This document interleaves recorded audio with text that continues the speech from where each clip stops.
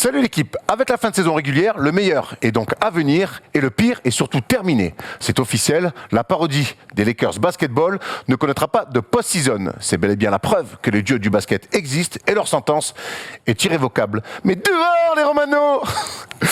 Même un simple play-in, c'est beaucoup trop dur. Pour les Lakers, le fiasco est monumental, voire historique. Si la honte avait un visage en 2022, ça serait certainement la photo d'équipe des Lakers en début de saison.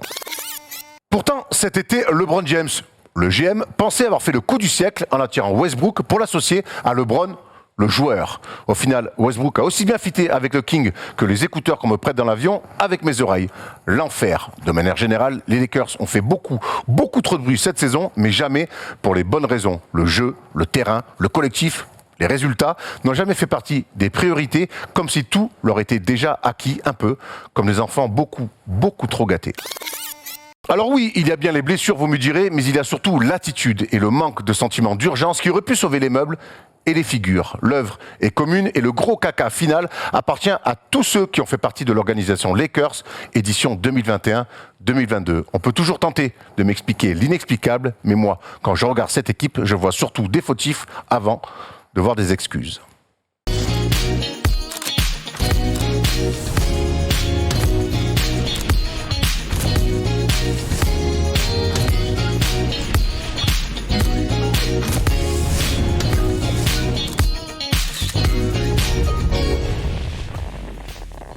Salut l'équipe, on est jeudi et le jeudi c'est le First Day Show. On est de retour après une semaine à Los Angeles, California. Et pour m'accompagner cette semaine, un homme brisé par ses Lakers.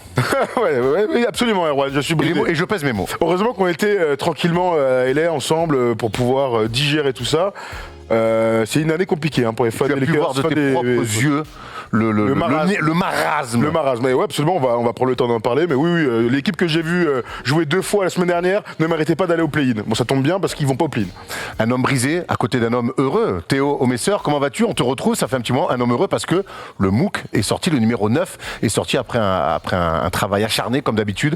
Et c'est autour de l'année 2003, année importante du basket. C'est ça, ravi de vous retrouver déjà, effectivement, soulagé, heureux, parce que comme toujours c'est pas mal de boulot. Et ouais, on a fait ce MOOC numéro 9 où on s'est dit que voilà, on allait se concentrer sur 2003 qui à notre sens est une année un peu charnière qui préfigure la NBA telle qu'on la connaît aujourd'hui, presque 20 ans plus tard, avec pas mal de choses importantes qui se sont passées entre l'arrivée de la génération LeBron, Dwayne Wade, Boris Diaw, il y a la dernière saison pro de Jordan avec les Wizards, il y a aussi avec le premier titre des Spurs avec Tony Parker, le début d'une dynastie quelque part pour les Spurs, une dynastie un peu atypique, et aussi toute l'internationalisation de la NBA avec la montée en puissance des Pau Gasol, Andrei Kirilenko, Tipeee bien sûr, Ginobili, etc.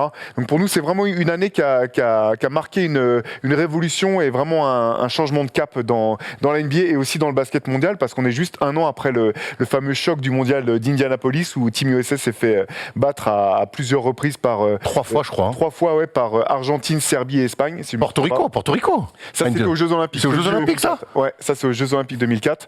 Mais voilà, c'était aussi la fin de l'hégémonie sans partage de Team USA et puis ce qui a relancé l'intérêt des compétitions internationales par la suite. Puis ce qui est bien, c'est qu'on voit encore, il y a plein de gens qui viennent témoigner de leur vision. On sait qu'il y a plein de gens qui suivent le basket et qui ont des visions différentes. Et ce qui est bien avec le MOOC, c'est que vous nous amenez encore découvrir des gens qu'on connaît peut-être via les réseaux sociaux ou pas d'ailleurs, et qui nous donnent leur vision aussi du basket. C'est toujours très intéressant. C'est un super livre, avec plein de sujets qui nous intéressent.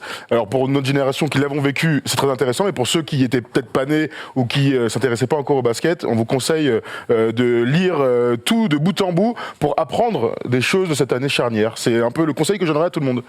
Merci. C'est vrai que même nous on a découvert des trucs. Par exemple, il y a eu un scandale assez effroyable à l'université de Baylor cette année-là, avec un coéquipier qu'on a tué un autre, avec la fac qui a essayé de camoufler tout ça. Enfin, voilà, bientôt sur Netflix, on imagine. Exactement, mais c'est exactement, on dirait un pitch d'une série Netflix.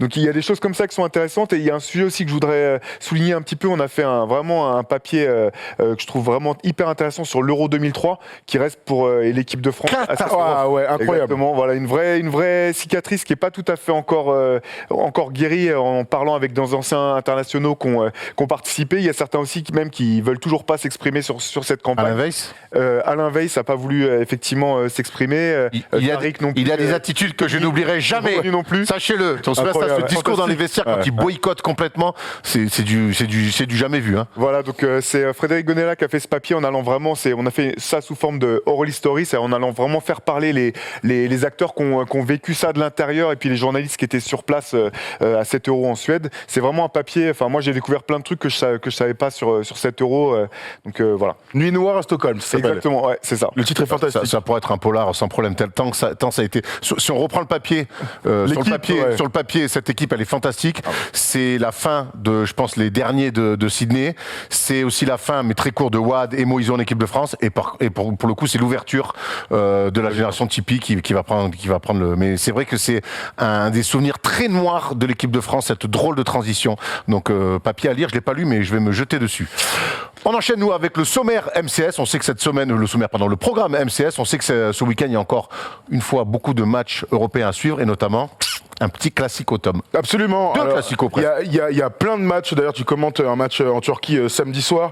Mais effectivement, dimanche, il y a 4 matchs au programme et on va se focus sur les 2 énormes affiches du championnat italien et du championnat espagnol, puisque les 2 meilleures équipes italiennes, donc la Virtus Bologne, va affronter l'Olympia Milano pour savoir qui sera premier de la saison régulière et donc pour pouvoir se projeter ensuite sur les playoffs. Et puis, presque dans le même temps, parce qu'à 17h30 en Italie, à 18h30, c'est en Espagne, ce sera toi et Thomas Laroukis aux commentaires. Le Barça, donc invaincu face au Real cette saison, reçoit donc son grand rival. Est-ce que le Real des Français sera capable d'aller s'imposer en Catalogne? C'est la grande question qu'on se pose. Bon voilà, franchement, quand on dit que c'est le meilleur du basket européen, et ben ça se passe sur MCS. En plus, cette semaine, on a eu la chance de voir Boulogne-le-Valois s'imposer encore une fois en Eurocup. L'Eurocup qui va démarrer, enfin les playoffs d'Eurocup qui vont bientôt démarrer, et ça va être extraordinaire parce que, à l'image de la March Madness, ce sera des matchs secs. Donc les matchs secs du top niveau, eh bien, il n'y a rien de mieux en basket. Parfait, tu parles de la March Madness justement, et donc on va parler de Kansas dans les news. On va vous parler forcément du sommaire. On va parler donc des news où il y aura donc du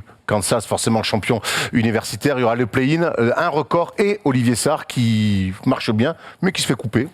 Toujours les frasques de l'ennemi qu'on a du mal à comprendre. On aura évidemment un monumental débat sur le fiasco des Lakers. À qui la faute? Je pense qu'il y aura plusieurs noms dans le banc des accusés. On ira ensuite sur un focus autour de Rudy Gobert, parce que les Américains, enfin, ont commencé à souligner le fait que notre Rudy national ne touchait pas assez la balle. No shit, Sherlock. Donc on va essayer d'analyser cette sortie notamment de Candace Parker, qui a été suivie par Wade et Shaq, et nous on va analyser, et notamment les expressions aussi de Donovan Mitchell nous ont fait un peu sourire. On finira avec le quiz de Tom Servino. Voilà, on est prêt? On est bien installé? Presque, il manque une annonce. Il manque une annonce, tout à fait, parce que dimanche. Bah bien sûr, on a parlé des matchs, mais dimanche sur First Team, sur la chaîne YouTube, bon. eh bien, il y a quelque chose d'un peu important, puisque Steph et Erwan ont pu se poser tranquille dans le canapé de Nicolas Batum. On a passé 1 heure avec Nicolas Batum, donc dimanche, l'interview en entier sera donc sur la chaîne YouTube. Il nous a accueillis chez lui. D'ailleurs, merci à la famille Batum en entier pour nous avoir reçus de cette manière-là. On a passé 1 heure avec lui. On a un peu parlé de la saison des Clippers, mais on a surtout parlé de beaucoup de choses basket, de l'équipe de France. Il y aura plein d'infos dans cette interview. Rendez-vous dimanche. On a passé plus d'1 heure avec Nico Batum et avec Steph Brun. On s'est bien marré et on a parlé basket. Dimanche 18h en première. Donc on sera avec vous dans le chat comme si on était en direct. Donc n'hésitez pas à être présent à 18h. On peut lancer les news. Ah ben oui, on a l'extrait. Il y a même un extrait. Bravo, Aaron. Je suis encore à Los Angeles, désolé. Balance-moi cet extrait, s'il te plaît. C'est qu'on est fâché et on est vénère d'être que médaille d'argent contre eux. Pourtant, tu dois dire, les Américains, putain, Kevin Durant, il met 30 et quelques, ils ont Lillard, ils ont Lavigne, ils ont Draymond, c'est un bon résultat. Et nous, à la fin, on est, putain, on aurait pu. Tu vois, on aurait dû, putain, mais on s'en fout. C'était ça, à la fin. On en arrivait là, et c'est ça la bonne chose. Et c'est ça qu'on essaie de retransmettre, justement. On a comment dire, c'est ce qu'on essaie de donner, l'image, etc., à la nouvelle génération, parce que Voilà, donc Nico qui nous a beaucoup parlé aussi de l'équipe de France et des événements à venir, l'Euro 2022, la Coupe du Monde 2023 et évidemment les JO 2024. Rendez-vous dimanche 18h sur la chaîne YouTube. Cette fois, c'est bon, je pense. Paul et Tom peuvent m'autoriser à lancer les news.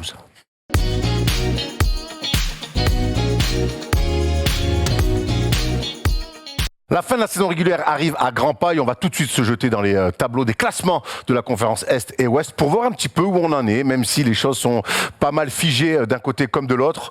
On voit notamment on a les 10 qui devraient donc participer donc aux playoffs plus play-in inclus, donc les 4 en play-in plus les 6 autres. Ça pourrait encore un petit peu bouger peut-être entre les Raptors et les Bulls, entre les Bucks et les Sixers, à voir sur les matchs qui restent, mais on a en tout cas les 10 qui devraient participer à la post-season côté Est. Est-ce qu'on voit des surprises, messieurs? Alors, c'est pas des surprises. En revanche, tu parlais de choses qui peuvent bouger. Il y a des choses très importantes dans cette conférence. C'est qui finira deuxième et qui affronterait potentiellement les Nets qui finiraient septième en fonction du résultat entre les Nets et les Cavs au play-in. C'est la grande question qu'on se pose tous parce que après 3, 6, c'est moins important. Donc voilà, on peut peut-être faire des petits pronos sur qui finira deuxième. Les Celtics, en tout cas, n'ont rien lâché. Hein. Ils vont potentiellement finir deuxième. Tu finis deuxième, tu fais une saison fantastique. Tu te retrouves contre les Nets au premier tour, il y a moyen de l'avoir un peu mauvaise.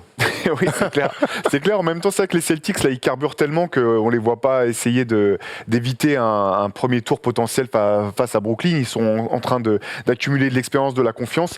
Donc, la question, c'est plus de voir Milwaukee, je pense, voir est-ce que c'est une question qui se pose, est-ce que de toute façon, en tant que champion en titre, ils sont prêts à prendre n'importe quel team. Ça va être vraiment intéressant. L'équipe, moi, sur laquelle je me fais un peu d'inquiétude malgré tout, là, c'est plus pour les Cavs. Qui ont un coup de moins bien. Si jamais Evan Mobley ne devait pas revenir, je me demande s'il pourrait pas passer à la trappe au bout du compte et peut-être éventuellement carrément éviter les playoffs. Absolument, parce que là, tu vois, on a vu que les Hawks et les Nets ont le même bilan pour 8 et 9. On sait que c'est important. Si t'es 9e, faut gagner 2 matchs pour aller chercher cette 8e place. Si t'es 7e, si t'es 8e, t'as qu'un match, entre guillemets, à gagner à l'extérieur pour être 7e. Donc, t'as raison, les Cavs pourraient, malheureusement, après cette superbe saison, finir, pourquoi pas 7e, mais se retrouver 9e si ils devaient se faire battre par les Nets et ensuite par les Hawks qui, eux, sont plutôt bons en ce moment. Ouais. On suivra ça donc du coup lundi aussi dans la Libre Antenne. On pourra faire un point désormais sur les quelques matchs qui restent et avoir un classement définitif. On va... Une grande preview du pays, parce que ça finit dimanche soir la saison régulière. Exactement. On va jeter un coup d'œil dans la conférence Ouest où là aussi les choses pourraient un petit peu bouger. Bon, pour les Suns, c'est réglé. On va enchaîner avec ça tout à l'heure. Les Grizzlies, les Warriors et les Mavs, pour le coup, ça pourrait peut-être un petit peu bouger. Le Jazz est 5e, les Nuggets sont 6e, les Timberwolves, Clippers, Pelicans, Spurs vont faire le play-in. Messieurs, là aussi, qu'est-ce que vous voyez comme surprise et où c'est que ça pourrait bouger? Là, c'est pas une question de surprise, c'est plutôt est-ce que les Spurs, avec 2 matchs, sont capables d'aller chercher la 9e place? Ça changerait juste pour recevoir ce premier match de play-in, mais a priori, plus rien ne devrait bouger. À voir entre les Warriors et les Mavs qui finira 3e, ça peut être important. Voilà, moi, comme pour les Nets, quand je vois ce que sont capables de produire les Clippers ces derniers temps, alors sans dire qu'ils vont passer des tours et ainsi de suite, un petit Grizzlies Clippers en premier tour des playoffs, ça m'excite tout particulièrement quand je vois le retour de Paul George, quand je vois le retour de Norman Powell hier soir. Pas cadeau de prendre les Clippers au premier tour, même s'il n'y a pas Kawhi. Ouais, c'est clair. Et même, je pense que même Phoenix, je me ferais pas forcément d'inquiétude pour Phoenix, mais je pense que si Phoenix pouvait éviter de se manger les Clippers au premier tour, ça les arrangerait bien aussi.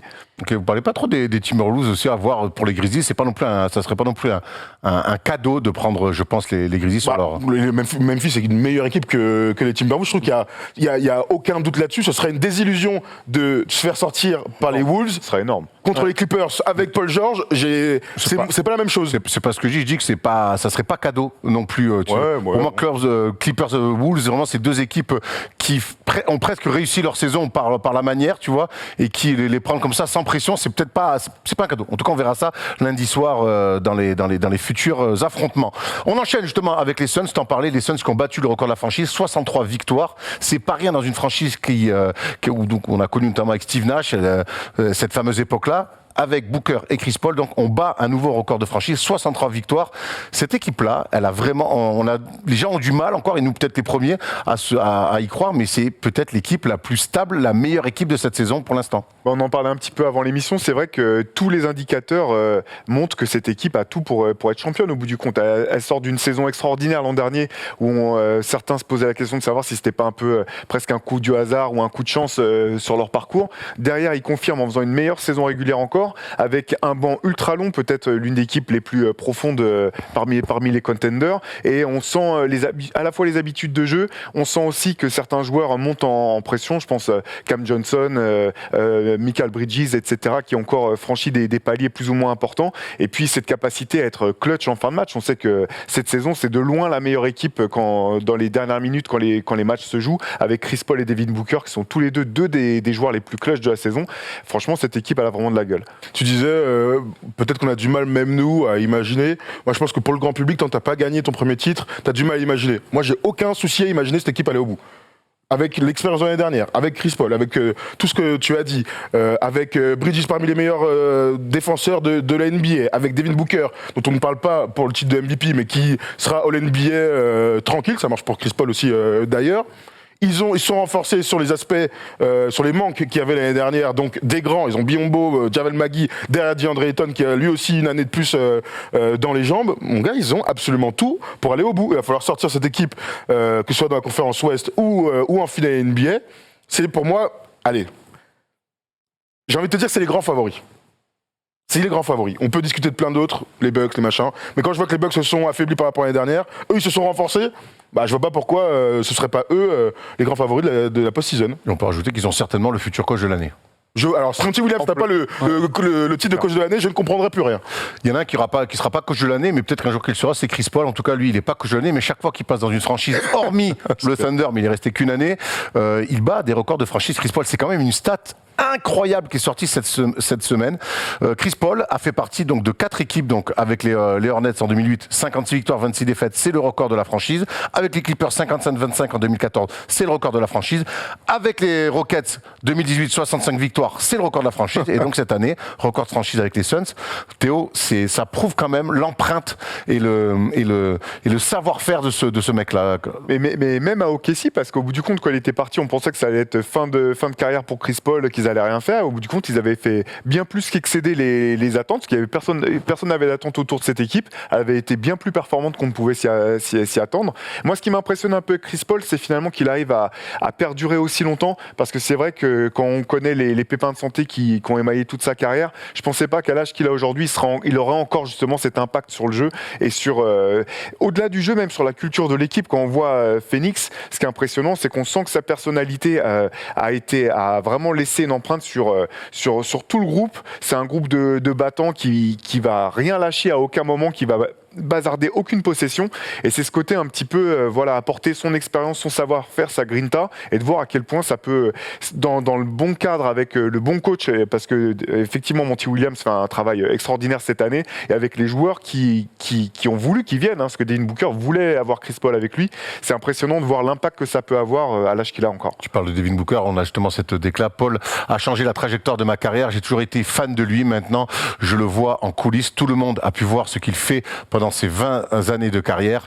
J'ai le privilège de vivre au quotidien, je me comporte comme une éponge à côté de lui. Bon, alors là, c'est une vraie belle déclaration de bros. Là, il n'y a aucun doute. On se souvient de, c'est vrai que quand il arrive à Phoenix, le jour d'après, il est déjà à Phoenix en train de s'entraîner avec Devin Booker. Et c'est vrai que tu as raison de parler de l'impact. C'est vraiment le gars qui rend tout le monde meilleur. Ni plus ni moins. Le grand pivot athlétique que tu vas amener au All-Star Game, DeAndre Jordan. Tu peux citer plein de gars, David West, qui est un super joueur, mais il fait 2 fois All-Star aux côtés de Chris Paul. Il y a tous les mecs autour de lui ont profité de sa science du jeu, et maintenant c'est vrai même de l'impact qu'il a encore aujourd'hui. Pourtant, il y a eu plein d'histoires comme quoi c'était un sale mec. Il y a plein d'histoires de vestiaires qui sont sorties comme quoi finalement il se comportait mal vis-à-vis de ses coéquipiers. Bon, en tout cas à Phoenix, il n'y a absolument rien à dire. Il a toujours ce petit truc en play-off, la finale de conférence, qu'il a balayé l'année dernière avec la finale. Écoute, si Chris Paul fait champion avec les Phoenix Suns, c'est un Hall of Famer en puissance, il n'y a aucun doute aujourd'hui, mais là tu rentres dans une autre catégorie. Il nous donne une petite revanche quand même. Une petite revanche sur les finales. Drew Holiday l'avait bien mis dans sa poche quand même. Il nous donne une petite revanche, mais ça n'enlève rien au talent immense donc de Chris Paul qu'on espère, pourquoi pas, revoir en finale cette année. Il y en a un qu'on ne verra pas en finale cette année, malheureusement. C'est Olivier Sarr, le Français, qui montrait de bien belles choses avec le Thunder d'OKC et qui s'est fait couper alors qu'il restait sur 2 matchs, notamment un double-double, plus un match à 24 points et 6 rebonds. Et le Français, donc, passé par Wake Forest et Kentucky, s'est fait couper pour faire de la place à Melvin Frazier Jr. Alors on sait que le Thunder aime bien lancer des jeunes et essayer des jeunes, mais là je trouve ça un peu sévère pour notre Frenchie. Bah oui, c'est grosse surprise en fait. On ne s'y attendait pas du tout, comme tu dis, des matchs plutôt convaincants avec OKC. Donc après c'est un peu dur aussi de voir ce qu'OKC essaie de faire avec tous ces jeunes, parce qu'ils en font jouer beaucoup, mais il y en a qui rentrent, qui sortent. sorte, tu peux être starter un soir, partir en G-League 2 jours plus tard. C'est un petit peu dur de voir quelle est vraiment la. Même si on sait que c'est un club qui sait former des jeunes, c'est un peu dur de voir comment dire, la histoire. Oui, exactement. Ouais. exactement. Ouais. Je te rejoins complètement. Hein. Hier, on discutait justement pour peut-être que Olivier vienne nous voir et discuter de sa saison. À aucun moment, son entourage pensait qu'il allait se faire cut, quoi. Le gars est bon, le gars joue des minutes et tu te fais cut. Alors c'est à la fois le projet Thunder qui est difficilement lisible, puis c'est difficile de comprendre pourquoi ce mec-là, qui visiblement a sa place en NBA, hein, c'est ce que je vois moi en tout cas sur les différents matchs qu'il a pu produire. Donc je suis très surpris et très déçu pour un Frenchie qui commence à faire deux trois trucs intéressants. Après, ce qu'on va retenir, c'est qu'il peut jouer en NBA, clairement, et que voilà, il y a 29 autres équipes, et que je pense qu'avec ce qu'il a montré, forcément, quand on a un grand comme ça, mobile, rebondeur, scoreur, qui connaît bien le jeu, je pense qu'il pourra trouver une place dans un des 29 autres rosters. En tout cas, c'est ce qu'on lui souhaite. On va parler ici un petit peu, c'est assez rare pour le faire. On salue d'ailleurs nos amis d'envergure. Kansas est devenu champion universitaire en battant North Carolina avec le plus gros comeback lors d'une finale. Il menait de 15 points à North Carolina, et donc Kansas a fait l'exploit de revenir avec une gestion des meneurs de jeu de la part de North Carolina. Moi, j'adore le basket universitaire, vraiment, mais des fois les mecs, au bout d'un moment, me connecter un peu le cerveau.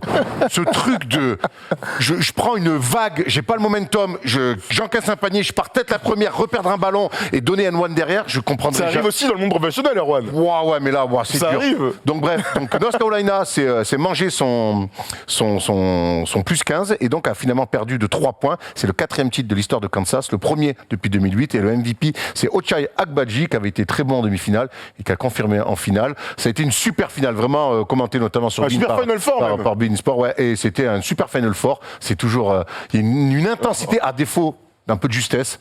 Il y a surtout une intensité assez incroyable. T'as pu regarder ça, Théo ? J'ai regardé, oui, j'ai pu voir, pas en direct, mais j'ai vu une bonne partie de la finale. Moi, le gros regret, quand même, c'est toujours cette horloge des 30 secondes. Je comprends pas pourquoi. Il y avait 35 il n'y a pas si longtemps. Oui, c'était il y a 3 ans encore. Hein. Mais à part ça, voilà, c'est vrai que la finale, avec, je crois qu'ils ont même été menés de 16 points à un moment à la fin de la première mi-temps, si je me trompe pas.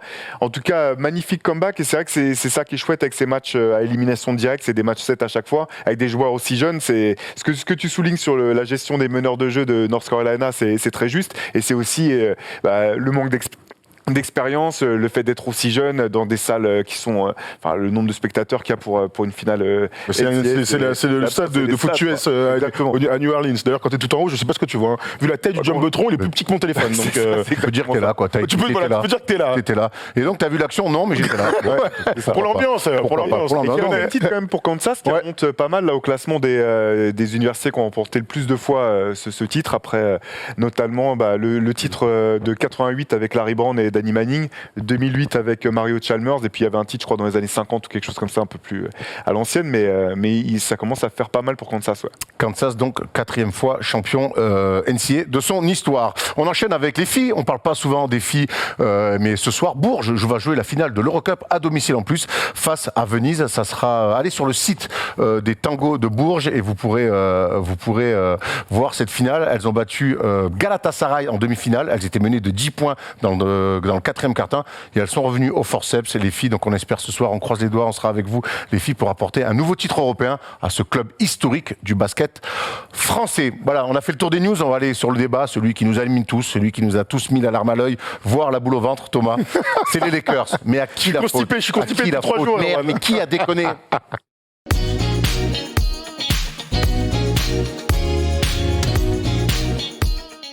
Allez, on va tout de suite commencer pour se donner du baume au cœur avec le bilan de la saison des Lakers. Et vous allez voir donc un bilan de 11e équipe de la conférence. Ouais, bravo. 31 victoires, 48 défaites, 24e attaque de la Ligue, 22e défense de la Ligue au rating évidemment.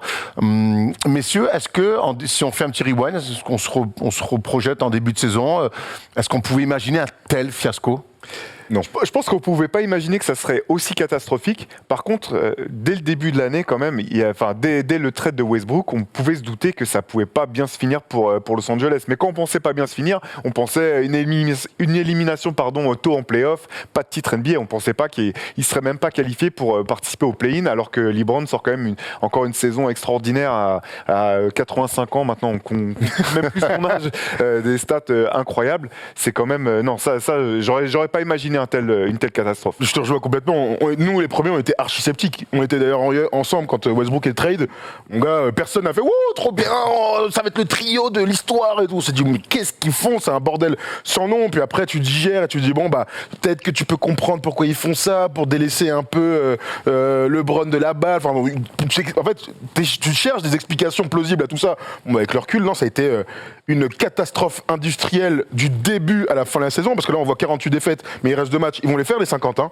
Ils vont les faire, les 50. C'est le pire bilan de l'histoire de LeBron en NBA. Il n'a jamais perdu autant de matchs. Alors oui, il y a plein de circonstances atténuantes. Les blessures, les méformes. Non, mais ça, c'est de la merde. Parce qu'en fait, le problème de cette équipe, c'est qu'elle est nulle. Elle est nulle quand tu mets en corrélation le roster de base et la production et et les attitudes et tout ça, ce dont on va parler. Donc ouais, c'est une année dramatique et pourtant les fans sont encore dans la salle. Ça aussi, on va prendre le temps d'en parler. Moi, j'ai été très choqué de voir qu'en fait les gens continuent à soutenir cette équipe comme si c'était normal. En France, tu siffles vite. Hein, si ça avait été le PSG, ils se seraient fait siffler. Là, là-bas, à Los Angeles, on continue à soutenir. Alors c'est bien, pas bien, on peut en discuter. Vincent Dulic dira que c'est très très bien. Mais moi, j'avais pas envie de célébrer tous les paniers de Westbrook. J'avais plutôt envie de dire, les gars, faut gagner. Et ils ont encore une fois perdu. J'aimerais qu'on revienne un petit peu sur la genèse un petit peu de cette équipe. Justement, on voit le roster, donc qu'on aille un petit peu sur la construction de cette équipe. Et quand on parle de la construction de cette équipe, on est obligé de parler du gros move qu'il y a eu cet été, donc du move Russell Westbrook. On sait que, et Magic l'a souligné, qu'il pouvait faire DeMar DeRozan. Alors honnêtement, je suis pas persuadé que DeMar DeRozan aurait fait la saison qu'il a faite avec les Bulls s'il était venu aux Lakers. Il n'empêche qu'il pouvait le faire, que DeRozan aurait pu être fait. Finalement, ils ont décidé de prendre Russell Westbrook et ça nous a toujours un petit...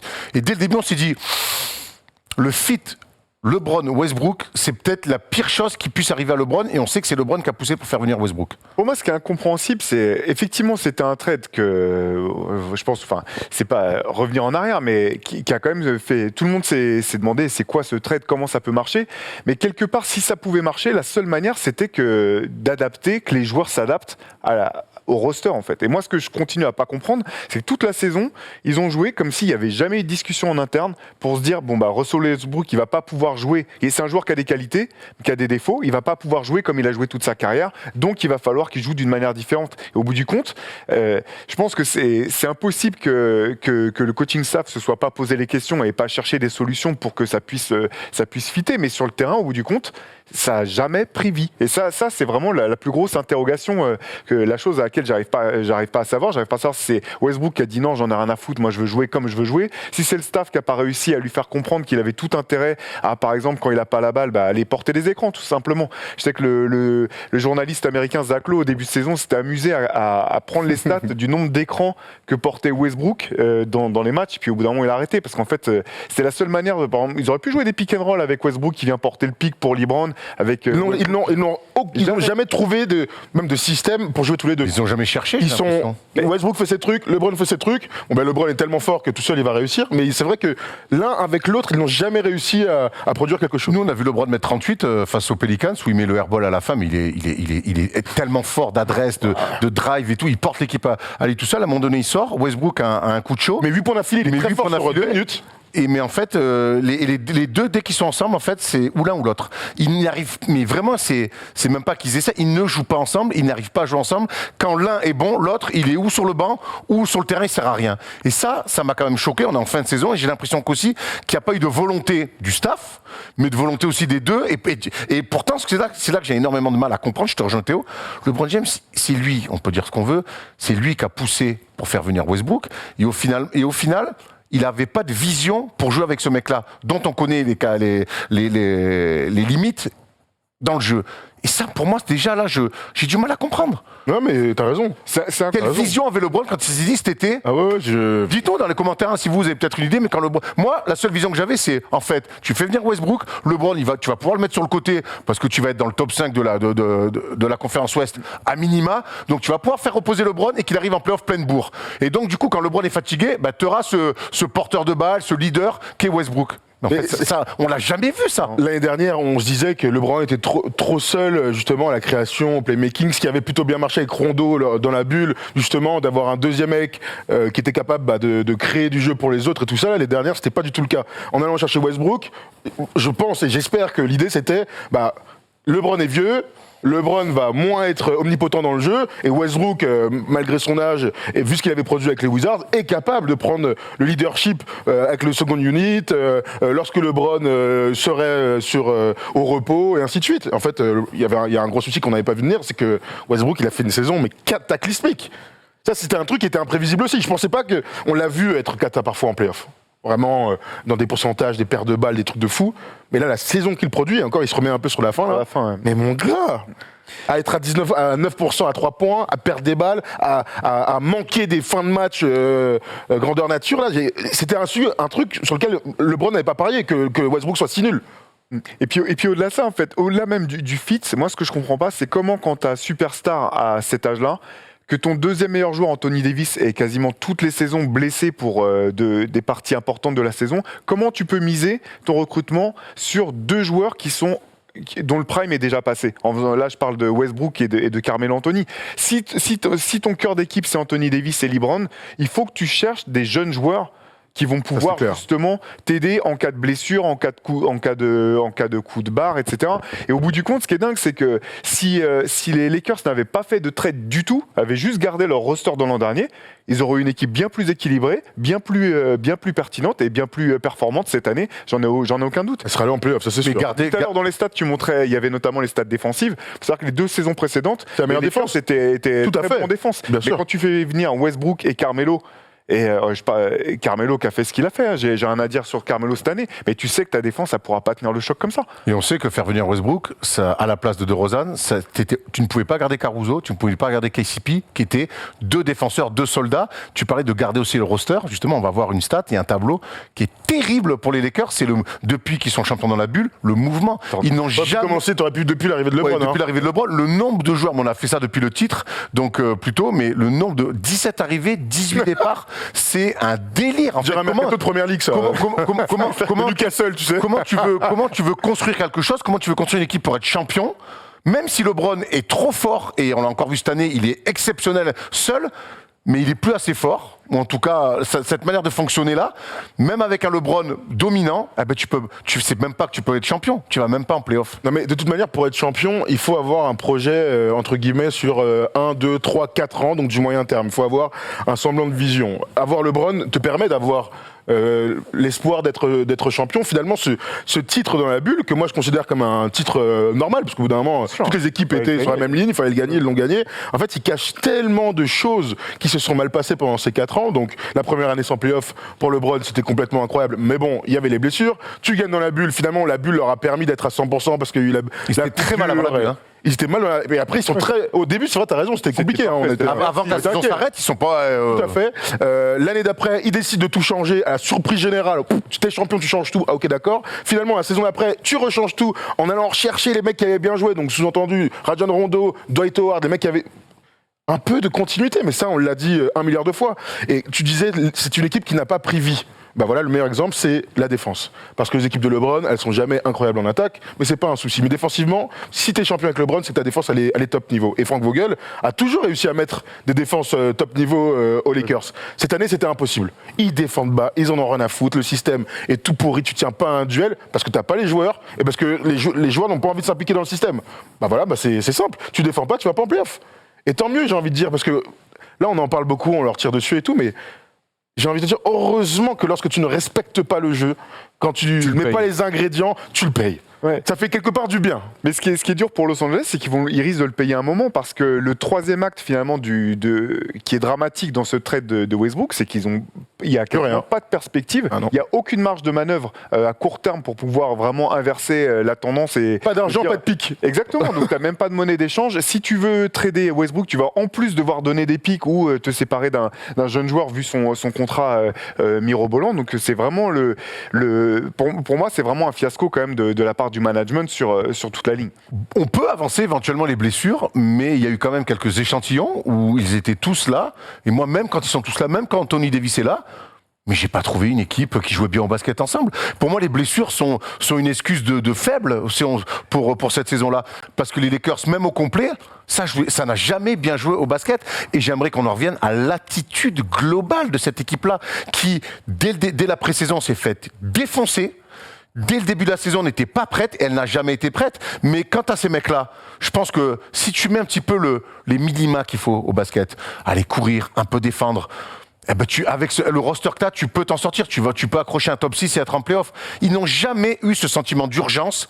Et le bilan qu'ils ont, pour moi, après, post-All-Star Game, c'est un énorme bras d'honneur aux Lakers, il y a tous les fans des Lakers. C'est dire, je m'en branle en fait. Et je te rejoins complètement pour faire un parallèle avec les copains des Pistonnets. Souvent, ils disent en début de saison qu'une voiture est mal née. Mais une voiture mal née, tu peux rattraper en développement en cours d'année. Parfois, et normalement, ta voiture, tu l'as fait progresser en cours d'année. L'équipe des Lakers, elle est mal née, clairement. Au 8 janvier, ils sont 6e de la conférence Ouest, donc encore dans les clous. Tu évites le play-in. À partir du 8 janvier, tu es à 10-28, 28e meilleur bilan de toute la NBA. Donc tu es dans les bas-fonds. Tu as raison de parler du All-Star Break. All-Star Break, normalement, tu pars aux Bahamas pour ceux qui ne sont pas au All-Star Game. Tu es au All-Star Game. Le coaching staff se réunit après 2-3 jours à respirer. Bon les gars, qu'est-ce qu'on fait maintenant ? On va se qualifier en play-off ? Bah oui, en plus on était encore qualifié en play-off à l'époque. Derrière, aucune réaction dans l'attitude. C'était le moment où LeBron mettait soit 50 points et gagnait un match, soit l'équipe perdait. Tout simplement. Tu as encore une chance d'être au play-in là, sur les quelques dernières semaines. T'es sur 7 défaites d'affilée. Enfin bref, c'est un truc de malade. Et t'as raison, ça c'est qu'une affaire d'attitude. On peut parler du management, oui. On peut parler du coaching staff aussi. Mais au vu des mecs d'expérience dans l'effectif, normalement l'autogestion elle fait foi. Non, mais dans tous les sports, ça fait foi. Au bout d'un moment, les mecs d'eux-mêmes, ils prennent le dessus. Mais je crois que les mecs sont dans le déni, honnêtement. Même quand je vois la quote d'Anthony Davis qui dit et si seulement on avait pu jouer ensemble, mais même si vous aviez joué ensemble. C'est exactement. C'est clair. Mais on vous a vu jouer ensemble, et c'est de la merde. Et Anthony Davis, nous on te voit jouer, on t'a vu jouer en vrai, on t'a vu jouer à la télé. Tu montes la balle à 2 à l'heure, t'es nonchalant, les attitudes, tous tes tirs à 95%, c'est des tirs ultra compliqués. Donc ça, se dire oui, alors oui, il y a les blessures, mais c'est du déni. Il y a des équipes cette année, les Grizzlies, sans Ja Morant, ils ont presque un meilleur bilan. Donc ça, c'est quand même... ça aux Clippers. Même les Pélicans. Tu dis, ils ont pas Zion qui joue toute la saison, Ingram qui rate plein de matchs. Au bout du compte, ils vont finir devant les Lakers. Donc faut arrêter avec le problème des. Et moi, viens on prend cette quote parce que justement c'est celle dont tu parlais, Erwan. Ce que disait Anthony Davis, tu peux le mettre en plein écran parce que je suis sous-côté. Le monde entier aurait adoré voir notre équipe en bonne santé pendant 82 matchs. Pourquoi pas ? Sérieusement, on aurait pu faire quelque chose de spécial. Trouver la bonne formule avec LeBron et Russ en jouant plus de minutes tous les trois. Nous avions l'équipe pour jouer le titre. Alors en tout cas dans les stats, LeBron et Anthony Davis ont joué 20 matchs ensemble, ils sont à 10-10. Et tous les trois, ils ont joué 21 matchs ensemble, 11-10. Donc il n'y a pas non plus, alors ça aurait pu te permettre d'aller en play-off, mais il n'y a pas, tu vois, comment dire, l'alchimie qui te permet d'être à 15-5 par exemple. S'il y avait eu 15-5, cette déclaration, on aurait dit, ouais c'est vrai Anthony Davis, les blessures. Sauf que même quand vous êtes tous ensemble, les gars, l'équipe n'est pas vraiment meilleure. Mais de toute façon, si tu as LeBron et Anthony Davis sur le terrain ensemble, tu sais que tu peux normalement construire une équipe qui peut gagner des matchs à condition d'avoir du shooting autour. La solution, on la connaît la formule, c'est défense, LeBron et Anthony Davis avec des shooters autour. Et ça fonctionne. C'est ce qui a marché dans la bulle, par exemple. Sans autre nom clinquant autour de ces deux stars-là. On parle beaucoup du terrain, et c'est vrai qu'il y a énormément de choses à dire. J'aimerais qu'on parle de ce qui s'est passé aussi autour du terrain. C'est une équipe qui a fait énormément de bruit cette saison et qui n'a jamais su cloisonner, à un moment donné, se mettre en mission. Je pense à Russell Westbrook qui est monté dans la presse pour dire qu'il se faisait chambrer, que son nom Westbrook, son fils le vivait mal à l'école. C'est jamais simple de dire ça, mais... C'était vraiment ça le problème. Il y avait LeBron, on parlait plus de son record, de sa chasse au record individuel plutôt que des résultats. On oubliait presque que les Lakers étaient en train de gentiment s'enfoncer dans la conférence Ouest, mais on parlait de LeBron, les stats. Mais quel est l'essentiel au basket à un moment donné ? C'est quand même, au final, LeBron ne va pas faire les playoffs. C'est une énorme tâche dans sa carrière de finir 11e à l'Ouest avec cette équipe-là. Peu importe ce que ces fans hardcore peuvent dire, c'est une tâche vilaine.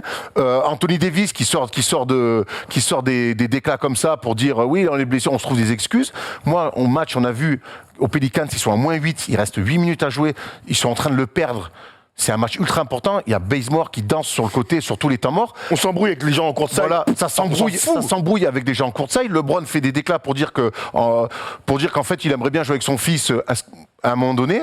Avec Steph Curry. Ou avec Steph Curry, là. Bon. Est-ce qu'on n'a pas envie à un moment donné ? J'ai l'impression que les leaders là qu'on peut voir en photo, il y en a pas un qui est pris tout le monde en vestiaire en disant bon, maintenant tous les à côté, on est certes à Los Angeles, je peux entendre, mais là pendant 2 mois, on se met la tête dans le guidon et on sauve la face. Mais c'est ça Et personne n'a voulu sauver la face. J'ai l'impression qu'en fait chacun a tiré dans son sens. Ouais. Il a fait des sorties médiatiques selon peu importe lequel, pour parler de se faire chambrer par le public, s'embrouiller avec le courtside, de dire que tiens, j'aimerais bien jouer avec mon fils, alors que l'essentiel, il n'était pas là, il était sauver les meubles, et même ça a intéressé personne. C'est incroyable que tu cites Gaël Monfils en parlant des Lakers. Bravo, Erwan. Et on pense à Joe Wilfried Songa. Mais tu vois, tout à l'heure, je te parlais de l'autogestion. Mais normalement, je pense à évidemment l'équipe de France de foot en 2006. À un moment donné, quand tu as des extrêmes leaders tels que LeBron, lorsque tu as des joueurs ultra méga talentueux, au bout d'un moment, quand ça se passe mal, et je pense qu'il y avait une rupture avec le coaching staff, sinon l'équipe défendrait, tout simplement, t'as tendance à te recentrer sur toi-même. Et quand je dis sur toi-même, c'est les joueurs. Le fameux dîner entre Jaylen Brown et Jason Tatum, qui se disent, bon, qu'est-ce qu'on fait maintenant? On s'y met? Allez, on s'y met. Ils n'ont jamais eu sur même 10 jours, 2 semaines, ce momentum collectif, défensivement, comment on fait? Est-ce qu'on va s'aider les uns les autres? Est-ce qu'on va s'y mettre? J'ai jamais senti de déclic, le fameux déclic. Alors, sans parler du mode playoff dont tout le monde fantasme, là. Sans parler de ça, la saison s'est passée. Comme ça, ils ont fait leur petit truc et personne n'a jamais eu de réaction. Je peux à la rigueur enlever LeBron avec ses 50 points, mais c'était des réactions d'attaque. Et des réactions individuelles. Et des réactions individuelles. J'ai l'impression que LeBron, à un moment, il s'est rendu compte que c'était mort pour le titre avec cette équipe et qu'il est parti. Il a tout lâché. Je vais aller chercher mes points. Et c'est fou, ça peut sonner comme une critique, mais ce qui est dingue, c'est à cet âge-là de pouvoir le faire, en fait. De dire, je vais aller chercher mes points, montrer que c'est pas ma faute, changer un petit peu la fameuse narrative, là, le terme qu'aiment bien les Américains, en gros, la narration de ma carrière en disant, de toute façon, les gens dans 5-10 ans, ils vont regarder, ils vont voir que je tourne à 30 points de moyenne. Il a raison, ça. De LeBron. Il a raison. Je vais encaisser mes points, aller chercher mes records mes records personnels pour monter mon statut. Je pense qu'il a fait ce constat-là, en fait. Et je peux même pas, je dis ça peut sonner à avoir l'air d'être dur, mais je lui en veux même pas tant que ça, en fait. Là où je lui en veux, c'est ce que je te disais, ce que je disais Erwan, c'est plus, on sait qu'il était instigateur de la construction de cette équipe telle qu'elle est. Bien sûr. Et donc là, ce que je trouve critiquable, c'est le fait de se dire tout à coup de se dissocier de ça et sur les phases dont tu parlais là sur Bronny, etc. De se dire faire comme si non, moi j'y suis pour rien, moi je suis un simple joueur, just a kid for make run, tout ce que je fais c'est sur le terrain et mettre mes paniers. C'est pas moi qui gère en coulisses. Alors qu'on sait qu'en coulisses, même pendant la saison, ils ont alors Rob Pelinka qui était un escroc première, il avait fait à l'envers à Magic Johnson, mais là le karma est en train de se charger de lui parce que Clutch Sport est en train aussi en coulisses de travailler pour faire sauter Pelinka et d'avoir la mainmise complètement sur la franchise des Lakers. Donc je veux bien, moi, qu'il soit irréprochable par ses stats. Il met quand même des drôles d'ambiance dans des franchises. Cleveland l'a laissé faire et ils ont gagné ce titre-là en revenant d'un 3 incroyable. À Miami, Pat Riley l'a pas laissé faire. C'est pour ça qu'il se barre aussi. Et là, c'est pour ça qu'ils ont gagné aussi, parce qu'il avait voulu faire partir Spoelstra. Oui. C'est parce que Pat Riley, c'est peut-être le seul président de franchise qui a dit non à LeBron. C'est aussi pour ça qu'ils ont pu gagner les titres qu'ils ont gagnés à Miami. Donc quelque part, oui, sur le terrain, par les stats, il est irréprochable, mais on sait que en coulisses, il en fait beaucoup et beaucoup trop, je trouve. Et ça risque certainement de lui coûter peut-être un dernier titre, parce que quand je le vois jouer cette année, je me dis qu'il a au moins encore 2 saisons dans les pattes. Il est à 30 points par match, c'est encore un des meilleurs joueurs de la ligue. Putain, mais donne-toi toutes les chances pour gagner un titre. Et c'est ça qui me frustre, moi, cette saison-là. Ouais, je comprends. En fait, après, je vais dire un truc tout con, mais on n'est pas dans ses baskets, on n'est pas dans sa tête. Moi, j'ai du mal à lire, en fait, ce dont il a envie. S'il pensait vraiment que Westbrook c'était une bonne idée, il s'est complètement trompé. Et si derrière sa seule réponse c'est de dire, comme tu disais, je suis plutôt d'accord avec toi, moi en fait c'est pas de ma faute, c'est une catastrophe. C'est une catastrophe. Sauf que il reste du temps. Tu peux toujours rebondir. Et moi je suis un fervent pas fan, mais je crois sincèrement que LeBron aujourd'hui, ce qui compte c'est Karim, ce qui compte c'est les stats. Et tu vois, typiquement, je vais vous poser une question, mais il reste 2 matchs pour être meilleur scoreur de la ligue, même si Joel Embiid est repassé devant à 30,4 alors que LeBron est à 30,3. D'être meilleur scoreur de la ligue à 37 ans, même si t'es pas qualifié en play-off, dans quelques années, ce sera plus important que s'il s'était qualifié en play-off sans l'être. Donc je me pose moi la question, est-ce que LeBron va revenir? On sait qu'il est blessé, il a mal à la cheville, sinon il aurait joué contre les Suns. Oui, on est plutôt d'accord. On est plutôt d'accord là-dessus. Donc je vous pose la question, est-ce que vous pensez que LeBron est capable, alors ce serait un acte de mauvais goût. S'il peut jouer, il va jouer. Tu penses qu'il fait les 2 derniers matchs? Il peut jouer, il va jouer. Bon, avec la saison qu'il fait, il s'est à peine masqué que quelque part il est en parallèle du projet collectif qui est quand même en charpie, que lui il a quand même aussi cette vision individuelle de la chasse au record. Donc je vois pas pourquoi s'il peut jouer, il jouerait pas les 2 derniers matchs. Et par contre, j'espère que ses coéquipiers sont prêts parce qu'ils risquent de pas beaucoup toucher le cuir. Je partage ton avis parce que je pense que ce qu'il a compris, voilà, on le sait, il est quasiment depuis le début de sa carrière. D'ailleurs, c'est impressionnant. Il joue sa carrière, il vit sa carrière comme s'il avait aussi en tête le script des documentaires et des films qu'on fera sur sa vie plus tard. Et ce qu'il sait très bien, c'est que le contexte, on l'oubliera. Donc là, le contexte particulier qu'il aurait rejoué alors qu'il avait. Et Robinson, qui finit meilleur scoreur, on oublie que les 71 points, ils lui mettent tous les ballons. Mais c'est le jeu après, non? C'est la NBA qui veut ça. Moi, je serais pas si étonné que ça finalement. Je serais même déçu qu'il le fasse pas. Bon, d'aller chercher un titre de meilleur scoreur, c'est pas rien. Ce serait que la 2e fois de sa carrière.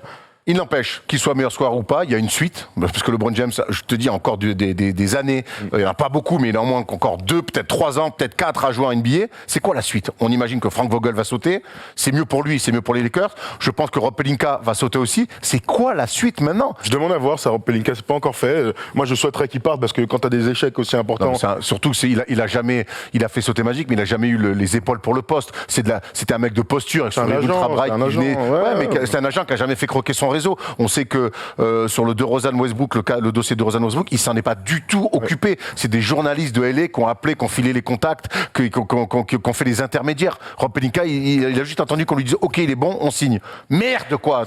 Drôle de GM. T'es GM des Lakers quoi. Drôle de GM. Non mais ça c'est vrai, t'as raison. Non mais ce qui est sûr, c'est qu'il faut arriver à redonner un souffle à la franchise. On en est là. Alors t'es champion il y a 1 an et demi, ce qui est complètement dingue. Faut arriver à donner un nouveau souffle. Et pour moi, un nouveau souffle, c'est donner une nouvelle direction, donc une nouvelle stature. Faut virer évidemment Frank Vogel, faut évidemment virer Rob Pelinka, c'est ce que je souhaite. Donner les pleins pouvoirs à quelqu'un qui a un beau projet. Il y en a des mecs dans la NBA, des assistants, GM, des machins, des gars un peu côté cérébral, mais il faut aussi que ce mec-là soit en adéquation avec la star et son entourage, donc LeBron James, et c'est ça le plus difficile. Parce que trouver un mec qui a des idées, ça se trouve. Trouver un mec qui a les épaules pour dire pourquoi pas non à LeBron, qui est capable, pourquoi pas, de transférer Russell Westbrook, qui devra activer sa player option à 47 millions. Là, c'est un autre job. Mais moi, c'est ce que je souhaiterais. Moi, je pense que si LeBron veut gagner un titre, aujourd'hui, tu peux construire une équipe. LeBron est tellement fort, même à son âge, qu'aujourd'hui, tu peux encore construire une équipe contender pour aller jouer le titre avec ce mec-là. Dès l'année prochaine, hein. Dès l'année prochaine. Vraiment, il est trop fort. Ce qu'il a montré cette année.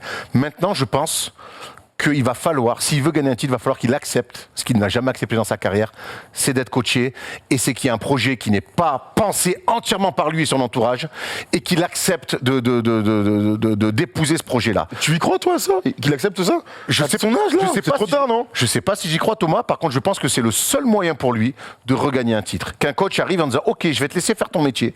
Qu'il y ait un Jérém qui arrive qui dit « Ok, je vais te laisser faire ton métier », et qui dise à son agent « Ok ». Laisse un peu faire. On va se concentrer sur aller gagner un dernier titre. Ça fait 20 ans qu'il ne fonctionne pas comme ça, le gars. Je pense que si Rob Pelinka saute et tout, et avec le travail en soum-soum que fait Clutchport et Rich Paul, je pense qu'ils vont, au contraire, ils vont vouloir faire tout l'inverse, c'est tout ramasser, mettre un coach à eux, un GM à eux. Et est-ce que c'est pas la bonne solution alors du coup? Mais non, c'est quand même un mec qui l'été dernier a dit on va me faire venir Russell Westbrook. D'accord, mais ce que je veux dire, merde quoi. Non, mais ce que je veux dire, c'est que le mec dont je parle, là, le mec avec des idées, ça peut être aussi un proche de Clutchport. Ça peut être ça en fait la bonne solution. Un mec que eux connaissent, en qui ils ont confiance et qui est capable de leur dire non. Alors bon courage. Tu sais, il gagne à Miami. Le mec qui est en extérieur là. Théo le disait, il gagne à Miami parce que Riley garde un peu le. Non mais le projet est plus fort que le voilà. Mais après à Cleveland, ce qu'il fait, s'il marche sur la conférence Est, il gagne en étant mené 3-1. C'est quelque chose d'incroyable. Il est chez lui, il fait ce qu'il. Encore heureux. Après il y a la bulle, mais du coup. Est-ce que vraiment LeBron peut gagner comme ça, Théo? Est-ce que tu penses que LeBron, si on lui donne les pleins pouvoirs à lui et son entourage aux Lakers, est-ce que tu penses qu'il peut gagner comme ça? Moi, je pense que les franchises qui fonctionnent, c'est celles où chacun fait son job. Où il y a un GM qui s'occupe d'être GM et qui fait ça en partenariat, certes, avec le coaching staff, il faut qu'il y ait la communication, mais où chacun est à sa place. C'est une des raisons principales pour lesquelles les Spurs ont été dominants aussi longtemps. Il y avait un GM qui faisait son boulot, R.C. Bufford, un coach qui coachait et des stars qui se contentaient de jouer. Et pour Los Angeles, je suis d'accord dans l'absolu, en fait, quand tu dis il est suffisamment fort pour que tu puisses construire un contender autour de lui. Autour de lui et d'Anthony Davis, tu peux, ça j'en ai aucun doute. Mais par contre, je vois pas comment les Lakers vont pouvoir le faire. Parce que là, vu leur roster, vu le manque de pics, vu le manque d'assets, je vois sincèrement pas comment ils peuvent transformer cette équipe en Il contender. faut qu'il se laisse coacher. Quand je vois jouer Anthony Davis aujourd'hui, parce que je pense que LeBron, il emmène Anthony Davis aussi là-dedans. Aujourd'hui, Anthony Davis, il a un talent, même quand il a un talent incroyable. Mais moi, jamais par contre. Mais quand je le vois jouer, les fois où il est pas blessé, je le vois jouer, et là, je l'ai vu jouer en vrai, mais il joue à l'envers. Il va jamais sur ses points forts, il va jamais là où il peut être dominant, c'est-à-dire, je l'ai déjà dit plein de fois, il est proche du panier, il passe sa vie au large, il remonte la balle en dribblant, il y laisse beaucoup d'énergie, il est pas assez en post-up, je reste persuadé qu'aujourd'hui, il doit beaucoup plus jouer poste 5 que poste 4, et il ne le fait pas du tout. Aujourd'hui, il n'est pas coaché, il fait ce qu'il veut. Je crois que ce mec-là aussi, il a besoin, et LeBron aussi, ils ont besoin d'être coachés, peut-être avec un peu plus de liberté que d'autres, je peux l'entendre, mais ils ont besoin d'être coachés, d'avoir une direction. Aujourd'hui, ils font ce qu'ils veulent sur un terrain, et la concurrence, les Suns, les Warriors, les Grizzlies, les Nuggets, mais c'est collectivement, c'est bien plus fort que ces mecs-là. Je suis totalement d'accord avec toi sur tout ça, sur le fait d'être coaché, etc. Mais sur le roster, en fait, je vois pas comment les Lakers vont pouvoir renforcer suffisamment leur roster pour être compétitifs face à toutes les équipes que tu as citées. Alors, je te pose une autre question. Admettons que, là d'ailleurs, dans le roster, il manque un homme, il manque Gabriel, qu'on adore. C'est vrai, qui est bon en plus sur les minutes qu'on a pu le voir. Bref, au poste de pivot. Je vous pose une question. Est-ce que la solution, c'est pas de vraiment tout casser et de laisser partir LeBron ? De laisser partir LeBron, de laisser partir Westbrook, de laisser partir Anthony Davis, j'en sais rien. Alors vraiment dire, les gars, on fait une croix. Il y a une frange des Lakers, des fans des Lakers qui aimeraient avoir ça. Plutôt qu'ils partent à Cleveland avec Bronny en 2023 en fin de contrat, bah là cet été, eh bien, tu l'envoies et tu récupères un maximum de choses pour reconstruire. Je crois que quand tu es les Lakers, tu peux pas te permettre de trader LeBron. C'est exactement ce que j'allais dire. Tu laisses partir pour rien en 2023. Quasi. C'est compliqué, hein, mais c'est très compliqué. Moi, je pense que Westbrook, de manière peut-être un peu naïve, peut intéresser certaines franchises. Quand je vois ce qu'il a fait au Wizards, il peut te faire gagner du temps dans une construction. Je pense alors pour le coup, on redescend vraiment dans le milieu, dans le ventre mou de la ligue, mais et à voir ce que tu fais autour, mais je crois qu'aujourd'hui cette équipe-là, il faut mettre un cadre avec un GM et un coach qui disent ok les gars, on va quand même se mettre un cadre, un minimum. Dans ce cadre, avec le talent que vous avez, mais il faut mettre. Si les gars veulent pas du coup, parce que je vais dans ton sens, hein, l'idée que Clutch Sports soit tellement important aujourd'hui. Quand tu sors d'une saison comme ça, j'en sais rien. Tu crois que tu peux vraiment encore argumenter en disant non, mais nous on est sûr de nous. Mais au bout d'un moment, elle est longue, ils sont pas remis en cause les mecs. Est-ce qu'on se rend compte vraiment que t'as LeBron James qui fait des stats de MVP, qui est exceptionnel cette année avec des matchs à 50 points, qui fait l'une des saisons offensives, l'une des meilleures de sa carrière. T'as Anthony Davis en Westbrook et tu finis 11e. Et ces mecs-là aujourd'hui, ils ont encore du poids, tu penses, pour dire non, on va faire comme nous on pense. Ah bah je pense qu'ils ont du poids, en tout cas eux ils pensent en avoir. En fait, j'espère pas. Il y a une grosse différence entre avoir du poids et penser que tu as du poids. Parce que penser que tu as du poids et ne pas en avoir, c'est dire ah bah ouais, moi tu vas donner ton avis, tu vois, on est en communauté et tout, tu donnes ton avis, tout le monde s'en bat les couilles, mais tu donnes ton avis, il y a la communauté qui décide un truc, tu dis non. Bah qu'est-ce qu'on fait alors ? On t'éjecte, non ? Tu peux pas vivre avec ce type de comportement. Et j'ai l'impression que c'est ce qu'ils ont fait toute la saison. En fait, ils ont déjà eu leur chance, leur moment de sortie, leur moment pour rebondir. Alors, ils les ont eu là toute la saison. Et il ne s'est rien passé. Donc, plus ça va, et je suis pas sûr d'avoir envie de ça, parce qu'à partir de zéro, c'est terrible, c'est difficile. Mais je ne suis pas sûr que les Lakers et LeBron soient en capacité de gagner un titre un jour. Pour le roster, t'as raison, mais justement parce que les luttes d'influence sont tellement importantes aujourd'hui au sein de la franchise qu'elles vont te baiser. Elles vont te baiser in fine. Surtout s'ils partent pour rien. Donc, demain, tu m'annonces un trade de tout le monde avec un maximum de pics. Tu vois, tu as de la totale des jeunes joueurs. Tu l'envoies à Cleveland, là, tu prends Garland et tout. Je suis pas sûr que je sois le plus mécontent. Bah par contre, ce question, c'est que ça pourrait être peut-être la meilleure solution pour les Lakers. Pour la franchise, pas pour Cleveland, hein.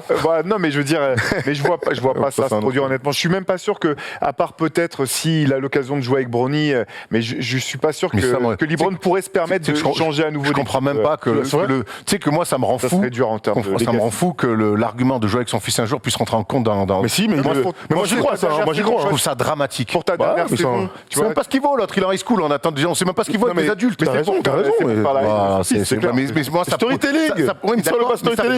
prouve bien qu'aujourd'hui, les intérêts, tu parles des intérêts, ils sont autres qu'aller gagner un titre. C'est évident.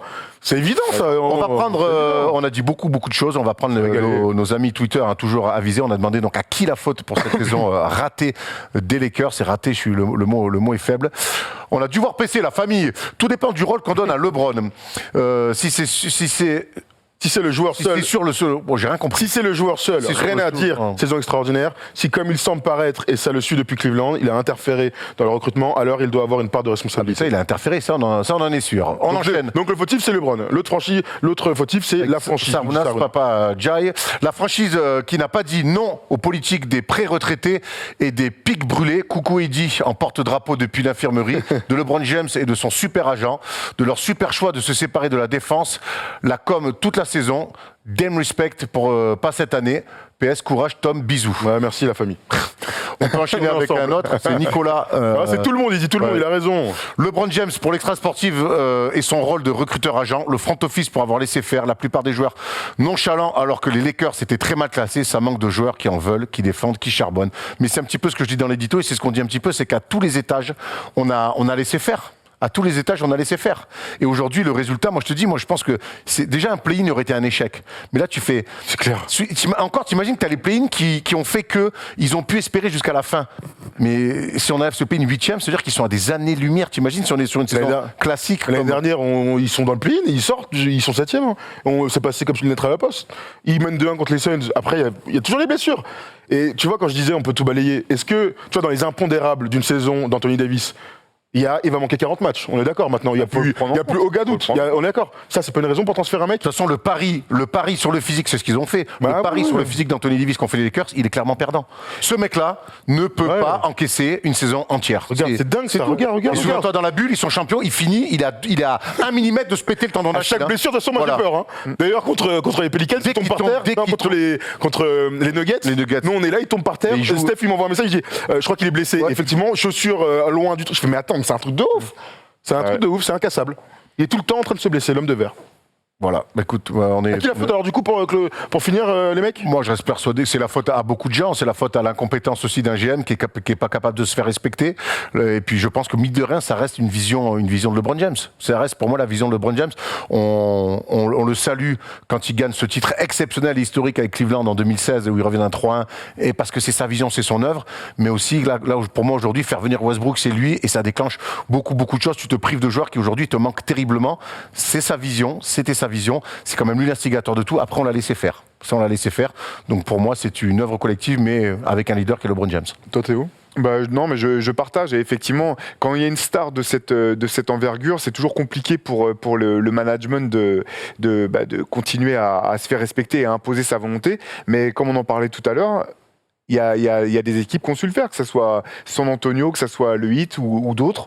À un moment, il faut une direction forte. Et c'est vrai que la manière dont la franchise est gérée quand même par la famille Buzz depuis le départ du père laisse quand même pas mal de questions. Avant, c'était le frère où ça se passait super mal. Là, c'est Ginny qui a repris les choses en main. Alors oui, il y a le titre de 2020. Rien que pour ça, le trade pour Anthony Davis, C'est réussi quelque part. c'est réussi Bah ouais, parce c'est que vrai, quand tu t'as veux raison. être champion, c'est T'as raison. quasiment à tous les coups. Enfin, voilà, n'importe quel coup est acceptable. Par contre, là, la suite, c'est clairement problématique. Écoute, ça va être intéressant, en tout cas, à suivre l'été chez les Lakers. C'est sûr que ça va énormément bouger. Mais on va voir maintenant l'espace qu'ils ont pour essayer de tenter des coups.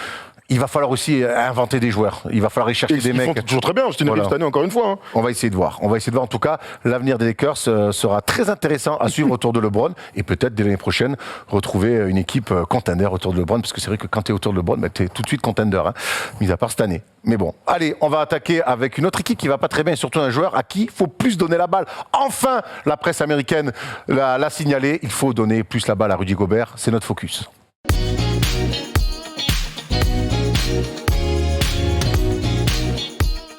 Oui, on est quasiment à 1 heure d'émission, comme le soulignait Polo, mais bon, parler des Lakers et de faire un bilan de cette saison dramatique, forcément, ça nous a pris du temps. On va aller sur Rudy Gobert, et cette semaine, il s'est passé ça sur NBA TV, dans l'émission, je crois que c'est NBA TNT. But when he rolls down the leg and a little switches on him, why are we shooting why threes. are Yeah, you throw it to him. shooting a three? Like I would get tired of Drop it playing off. defense. If you roll down the lane, you know you're not gonna get the ball. D-Wade, how long you gonna run up and down the court and play defense? I And he ain't running. still does it. 16 rebounds, 3 Two blocks. shots. Like, I ain't running I out. don't- Two shots for I'll touch Gobert in the second half. I don't get it. Now Two you shots in the understand second why I half. ain't showing this man.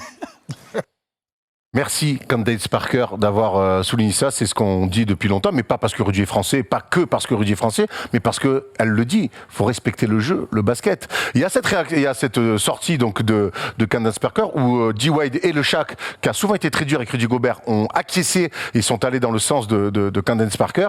On a vu Donovan Mitchell réagir, et honnêtement, avant qu'on aille qu'on donne nos avis, je veux qu'on ait vraiment les réactions de Donovan Mitchell qui m'ont confirmé qu'en fait, ça peut pas bien se passer entre les deux. C'est vraiment une stat assez folle. Mais alors la stat, c'est qu'en fait, il fait 2,8 assists, 2,8 passes, pas assists, 8 passes à Rudy Gobert, pas d'assist, une passe par match, et il perd 3 ballons. Donc ce qu'on se dit, c'est que Donovan Mitchell fait plus de passes à l'adversaire qu'à Rudy Gobert. Ni plus ni moins. Ni plus ni moins. Donc voilà, il a dit... c'est un raccourci, on aime. C'est vraiment une stat assez folle, mais je ne sais pas. Nous avons la meilleure attaque d'un autre côté, donc c'est bizarre. Au moins, nous faisons quelque chose de bien en tant qu'équipe. Je le vois, je ne vais pas mentir, ça n'affecte personne. C'est juste du bruit extérieur. C'est bien, mon grand. Et ensuite, il enchaîne avec, je crois qu'on en a une autre. C'est ça.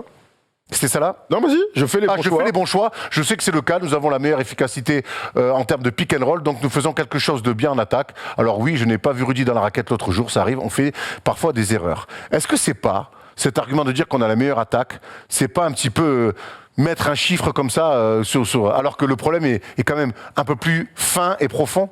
Le problème, c'est bien d'être content d'avoir la meilleure attaque, mais là, le but du Jazz, c'est d'être champion, il me semble. Donc, tu peux pas te satisfaire d'avoir la meilleure attaque et de dégringoler comme ça au classement et d'être maintenant, alors que tu voulais confirmer la belle saison régulière l'an dernier et montrer que l'accident des playoffs, tu pouvais le corriger. Donc, après, cette stat, elle est forcément réductrice, elle est choquante, effectivement, mais ce qui est sûr, c'est qu'il y a quelque chose qui va pas du côté du Jazz. Ce qui est sûr, c'est que je vois pas comment ça pourrait s'améliorer d'ici la fin de saison, voire en play-off, et qu'il y a quelque chose qui fonctionne pas avec le roster et le style de jeu tel qu'il est proposé maintenant. Et c'est vrai que quand on voit les réactions de Candace Parker et de Shaq et de Wade, quand on regarde les stats de Rudy aussi, gars, il tourne à 70% de réussite au tir, 70% au lancer franc. Il y a un moment, il faut essayer de lui donner la balle. Alors, certes, il est très bien défendu parce que aussi, ce qu'il faut souligner avec Utah, c'est que une des grandes raisons de la qualité de l'attaque d'Utah, c'est justement le fait que les défenses sont à ce point omnubilées par Rudy Gobert. On voit un joueur, 2 joueurs pour l'empêcher de rouler au panier seul, c'est pas toujours facile de lui donner la balle, ce qui libère les shooters, ça c'est vrai, mais ça empêche pas de voir qu'à un moment, si tes performances et tes offensives te permettent pas de gagner des matchs, il faut pouvoir t'adapter. Absolument, c'est un peu presque ce que j'ai dit hier dans Clutch. Est-ce que tu as envie de regarder l'extrait, Erwan ? Oui, on va réécouter ça, tu avais été d'une justesse rare. Dans les fins de match, il doit être ce plan B. Donovan Mitchell est la superstar, Mike Conley prend beaucoup de place, Jordan Clarkson prend beaucoup de place, Bogdanovic prend beaucoup de place. Eux doivent être les fers de lance de l'attaque, mais Rudy Gobert, dans les moments où c'est plus difficile, où le tempo, le rythme du match défensif de l'adversaire augmente, tu dois être capable de lui filer les ballons lorsqu'il flash. Et Rudy Gobert, il a des défauts, il n'y a aucun doute, mais dans la persévérance et dans l'implication action par action, j'ai rarement vu un mec comme ça. Contre les Clippers, il voit pas un ballon. Je peux vous dire que sur chaque action, il flash. Il est là, grand ouvert. Il y a un mismatch, il y a un petit, on lui file pas la balle. Les gars, je sais que il va peut-être pas tout convertir, mais tu dois lui filer la balle parce que le jeu appelle cette option-là. Et Donovan Mitchell, parfois, il joue contre le jeu. Et c'est comme ça qu'ils perdent. Bon, alors, et moi j'adore ce que tu dis, c'est qu'effectivement Donovan Mitchell joue à contre-courant. Et cette année, c'est beaucoup plaît. On les a vus notamment face aux Clippers mener de 27 points, une nouvelle fois perdre. Et Donovan Mitchell, ça me fait rire, ses réactions. On est la meilleure attaque. Je vois pas pourquoi. Sur pick and roll, on fait le truc bien. Mais c'est un bel escroc celui-là. Parce que cette année, les Spurs, c'est l'équipe qui a le plus mené 2 fois de 20 points. Les Spurs, le Jazz, et qui a le plus perdu. Mais parce que quand ils mettent pas dedans, le plan B, Thomas le dit, alterne, l'alternance, mets un peu la balle à l'intérieur, casse le ring, va provoquer des fautes. Non. Et ça, il ne sait pas le faire. Et c'est pour ça il se plaint quand il perd face aux Clippers, il dit, c'est toujours la même merde. Mais oui, c'est toujours la même merde parce que on parle de plan A, de plan B. Votre plan, c'est de mettre dedans. Et dès que vous mettez plus dedans, vous continuez à shooter. Tu t'es grillé un ticket quasiment poinçonné pour aller en finale de conf. T'étais 3e en 2021, jusqu'à la fin 2021. Tu vas finir 6e sans avantage du terrain et peut-être te faire sortir au premier tour des playoffs.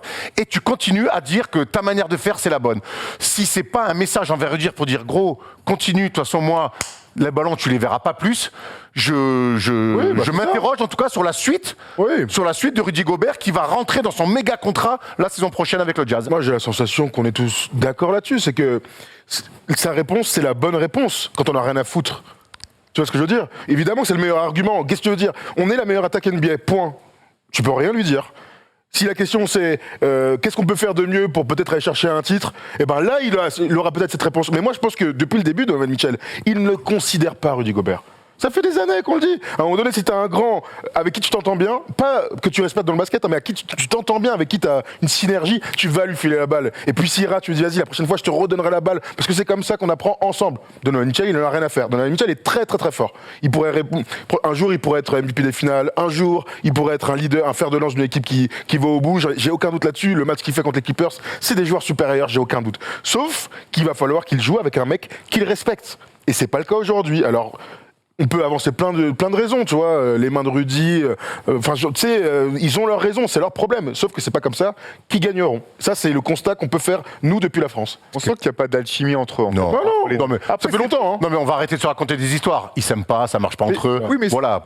C'est très bien. Tu peux ne pas apprécier un gars en dehors du terrain et te trouver malgré tout à sur fait, le terrain bien et sûr. aller au charbon avec lui, tu vois. Ouais, Le mais respecter. Et le respect, Ouais. mais même on sent, tu vois, des fois il y a des drives. Comme tu dis, il est vraiment très fort. Il fait une belle saison individuelle, Donovan Mitchell. Mais il y a pas mal de situations. Tu le vois attaquer sur des drives difficiles, des situations où tu sens qu'il a le choix en fait. Il peut tenter une passe ou il peut tenter le tir. Une petite Les passe deux sont lobée, pas un petit forcément simple. ouais. Et il choisit systématiquement Toujours. le tir. Et c'est vrai que dans l'attaque dans le jeu d'Utah, je pense que l'absence de Joe Ingles pèse énormément parce que c'est un joueur. Le à départ, l'inverse, même, du coup, la blessure Ouais, départ, il bah est plus là. Donc, Bien sûr, mais voilà, le truc c'est que même s'il était dans le starting block, peut-être pour être échangé avant de se blesser, le fait est qu'ils n'ont rien pu récupérer de conséquent et de qualitatif pour son départ. Et c'est un joueur qui donnait du liant. C'est un joueur, pour le coup, qui avait vraiment une belle alchimie avec Tout à fait. Rudy dans le Sur sens la du jeu, passe à etc. Hilo et tout ça, il le cherchait souvent. T'as raison. Exactement, et ça créait quand même une espèce de alchimie. Le terme est peut-être trop fort pour cette équipe, mais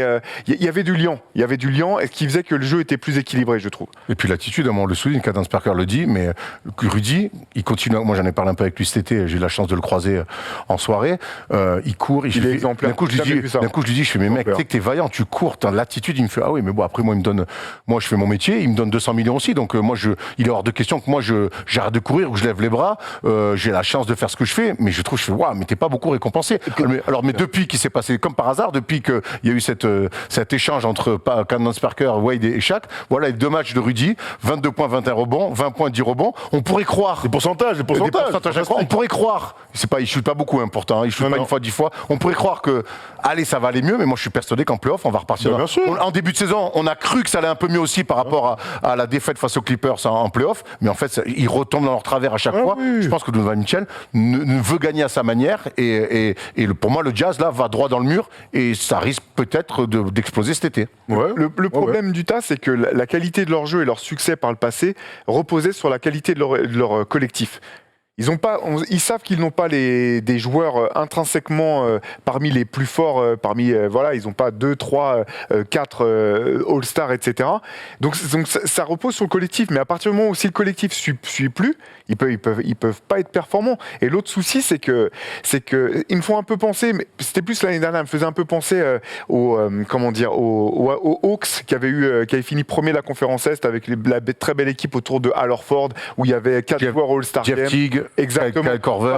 Pas de superstar, mais ça jouait bien, etc. Millsap, ouais. C'est des équipes qui basaient énormément leur succès sur la qualité et leur adresse à 3 points. Et en play-off, ça marche pas. Parce qu'il y a les ajustements, parce que là où tu avais 1 seconde pour tirer, maintenant tu n'as plus que 7 dixièmes de seconde, et ces 3 dixièmes que tu n'as plus, ils font une défense énorme sur le résultat. Et Utah, c'est vrai que ils n'ont jamais réussi à trouver le 3e joueur un peu qu'aurait pu, au-delà, Mike Conley bien sûr, mais Il n'était pas là l'année dernière en plus. Voilà, joueur de moment. complément qui aurait pu venir équilibrer un petit peu tout ça, leur permettre d'avoir ce collectif et aussi d'avoir un joueur autre que Donovan Mitchell pour débloquer des situations complexes solo, quoi. tout seul, jouer un peu sur le mid-range. C'est censé être le rôle de Clarkson, mais on sait très bien que Clarkson en playoff, on sait très bien, Pas du on les tout, connaît à ces ce joueurs-là, soir. on les connaît. C'est un très fort joueur, mais c'est un énorme trou noir aussi. Ah quoi. ouais, Et puis c'est complètement. un joueur qui fait son beurre parce que pendant toute la la saison régulière, elle joue face au second unit. Ben, En bien sûr. playoff, Et il les démonte, rotations, hein. Ben oui. les rotations se resserrent et tu te clair. retrouves, tu n'as plus les mêmes facilités pour aller mettre tes points. On est à fait. inquiet, donc on est inquiet un petit peu pour la suite de la saison du Jazz et notamment leur futur premier tour de playoff, on verra ça, mais ça pourrait bouger et exploser et si le Jazz et Donovan Mitchell n'arrivent pas à utiliser Rudy, je suis persuadé qu'il y a beaucoup de franchises qui pourraient mettre le français au cœur de leur projet. J'en ai compté 24. Ouais.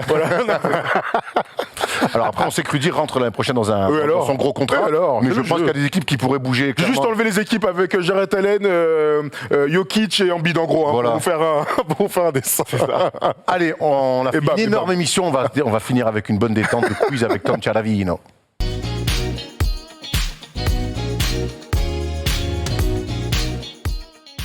Allez, qui dit fin d'émission dit quiz. Et moi, j'en ai rien à faire de la course au playoff parce que je suis fan de Houston, donc ça m'intéresse vraiment pas du tout. Par T'attends la contre, draft quoi? ouais, j'attends la draft. Ce qui m'intéresse, c'est qui va gagner le quiz aujourd'hui. Parce que je me souviens que c'est Thomas qui est en grande forme, non?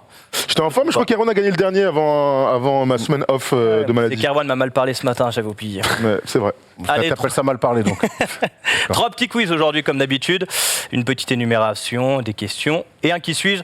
On va commencer tout de suite avec un jeu que j'ai jamais fait, c'est Ont-ils joué ensemble? Je vous donne 2 noms de joueurs. Non, ils ont joué ensemble, mais où plutôt? Ah d'accord. Vous avez Pas les bien mêmes règles. réfléchi. Ouais. C'est un peu C'est pas différent. oui non quoi, on est d'accord. C'est pas oui, non. D'accord. Où ont joué ensemble Dennis Rodman et Doc Rivers? À San Antonio. Bien, aux Spurs, bravo. Ah oui, tout à fait. Hakim Olajuwon et Del Curry. Bon, Toronto. Bien, un partout. Vince Carter et Stromil Swift. Stromae Swift à New Jersey. New Jersey. Nets. Non. Si, honnête. Au Nets, Stromae Swift Ben oui. Ah ouais. Deron Williams et Javal McGee. Au Cavs Aux Cavs, ouais. Non, Ah non? non, à l'ouest, dans le Texas. Dallas Ah bah au Mavs. Dallas. Ah oui, au Dallas. Mavs. Bah oui, bien sûr. Deron Williams, au Mavs, c'est sûr. Andrew Bynum et David West. Indiana. Indiana, bravo. Ah ouais, putain. T-Mac et Steakhouse. À Détroit. Non, Aux Spurs non, à l'est. Attends, Steve Mac À Orlando. à Orlando. Non, Ah bon Mais non. non, non, Bah, je vais où d'autres À New York. Onyx non. C'était à Atlanta. Ah Eh, Pas Non, simple. mais c'était alors Steakhouse, c'est à Atlanta dans cette Ouais. époque-là, bon courage. Ah, Pas cadeau, vache. pas cadeau. Allez, Ah, il dans la régale. 4. Anthony Bennett et Luis Scola. À Houston Non, À Wizards. Indiana, aux Pacers. non, non, à l'est, dans le nord, À Toronto. à Toronto. Elle est dure celle-là. Ah ouais, mais j'en ai fait des paquets d'autres. Ouais, trop bien. Ronnie Turiaf et Javal McGee. À À New York. Washington. Non, à Washington. À Washington, À Washington. bravo. Jamal Crawford et Gallinari. Onyx. À New York. Onyx. Ouais. Et Le Shaq et Jason Richardson. À Phoenix. À Phoenix, À Phoenix, bravo. bien sûr. Je ne sais Ouais. pas qui a gagné, mais c'est un. Ouais, mais c'était bien, c'était un bon jeu. Je sais que c'est pas Théo. T'as pas d'attaquer nos invités comme ça, toi Pas du tout, j'adore le livre. J'adore le livre, il a dit. dit. Pas du tout, j'adore le livre. La honte, la honte. Oh, il y a un quiz qu'on avait pas eu le temps de faire avec Jacques Ouais, sur les coachs champions. ok. Une petite liste devant moi de tous les coachs qui ont gagné au moins un titre. Vous pouvez vous régaler. Théo, t'as le droit de commencer. Ok. Phil Jackson. Ouais. Oula, qu'est-ce qui m'arrive Oh là là là là. Eric Spoelstra. Ok, Popovic. Vas-y, faut qu'on avance un peu, je pense. Parce que... Ouais. Red Auerbach. Ouais, Pas Riley. bien sûr. Rudy T. Nick Nurse. Nick Nurse. Larry Brown. J'ai raison, c'est comme ça qu'il faut faire. Bon, vite. Ouais, Budenholzer. bien, Steve Kerr. bien. Ah, pas mal. Qu'est-ce que je cherche là Attends, comment il s'appelle déjà Chuck Daly. Bien, Tyronn Lue. super. Vogel.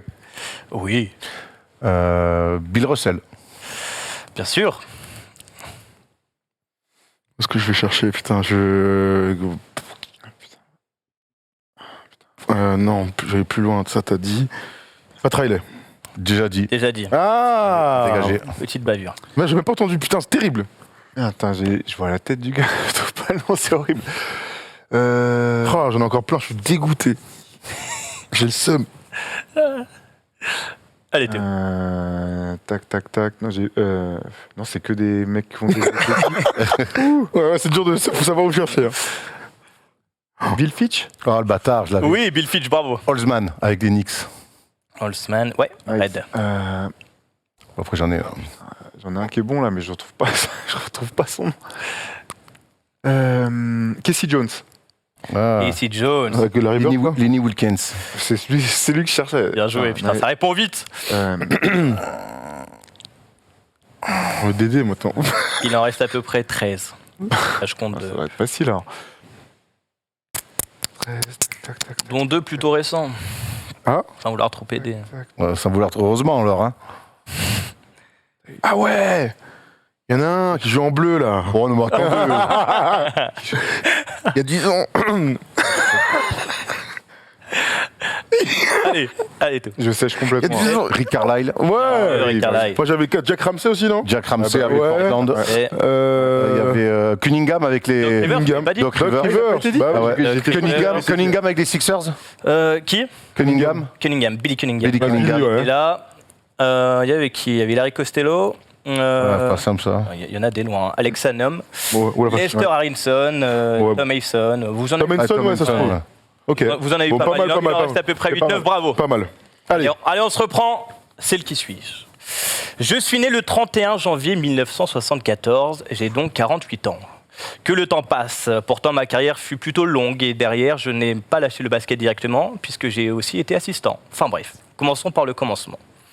Je fais ma fac à Georgetown. Fac d'un certain Patrick Ewing. Iverson. Ah, bon, Iverson. Je le connais bien, hein, parce que je suis tombé dans les mêmes années que lui. Oh là. Eh oui, j'ai fait un cursus complet de 92 à 96, pendant qu'Iverson ne fera que 2 ans, de 94 à 96. C'est qui ça? Ma moyenne sur les 4 années, presque 14 points et 7 rebonds à 56% au shoot. Ce qui vous donne quelques indications sur ma position. Je crois que c'est Harrington. Je me présente, je compte pas ça comme une réponse. Hein. Non, non. Je me présente donc à la draft mythique de 96, mais bon, je ne serai pas top 10, ni top 20, faut pas rêver. Mais je serai quand même dans le premier choix du second tour. Je me fais drafter par une équipe dans le Texas. C'est pas Hotel Harrington. C'est Hotel Harrington, ça parle très vite, je l'ai entendu très rapidement. Hotel Harrington. Bravo, bravo, sur la fac. Ouais. Après la fac, moi, tu sais, ça me donne toujours beaucoup d'indices. Hein. Clairement. Et pourtant, il n'a pas fait une grande carrière derrière. Ouais, on connaît, on ça, connaît. ça, Mais c'est vrai c'était le babar d'Iverson à la fac, quoi. Ouais. Voilà. Bravo, Bon, Erwan. voilà. Bravo, Erwan. c'est Bravo, très bravo, vite. bravo, bravo, Ouais, bravo. C'est des belles réponses, ça. Ah ouais, bravo. Tant mieux, je finis mieux l'émission que je l'ai commencé. En oubliant de lancer. Ouais. On se retrouve dimanche, cette fois, j'ai pas l'oublié parce qu'au commencement, on se retrouve dimanche, 18h en live sur la chaîne YouTube pour l'interview, l'entretien même. D'une avec heure, Nico c'est Batum. important. 1 heure. Steph et moi, on a Ouais. passé 1 heure avec Nico Ah, Batum. parce que Plus la d'une dernière heure. fois, on s'est fait disputer pendant 15 minutes de Tipeee, mais Non, les mais en fait, mecs, alors, les ça aussi, on va mecs. dire, la NBA, ils m'ont dit, tiens, tu as Tipeee, tu as 15 Demain. minutes. Je vais pas Bah leur oui. dire, allez vous faire foutre et je prends 1 heure. Donc, j'ai pris 15 minutes avec Tipeee, c'était très intéressant. Là, c'est nous qui décidons, on était avec Nico, ça dure plus d'1h10. Voilà. Prenez ce qu'on vous donne, on essaie de ouais. vous donner le maximum, les donne amis. beaucoup. Voilà, merci Théo, c'était un plaisir. Merci. Le MOOC, on peut le retrouver, donc on peut l'acheter sur le site, Ouais, le sur commander Basket sur le Session. site, sur Basket Session. Et voilà, donc c'est encore un magnifique livre autour de l'année 2003, année charnière pour l'histoire du basketball. Merci Tom, merci Polo, merci Jérémy en régie. On vous embrasse, on se retrouve lundi. JB, merci JB. Merci JB, on se retrouve lundi pour le retour de la libre antenne et on aura forcément beaucoup de choses à dire avec les previews, notamment du play-in. Ciao, ciao l'équipe. Ciao.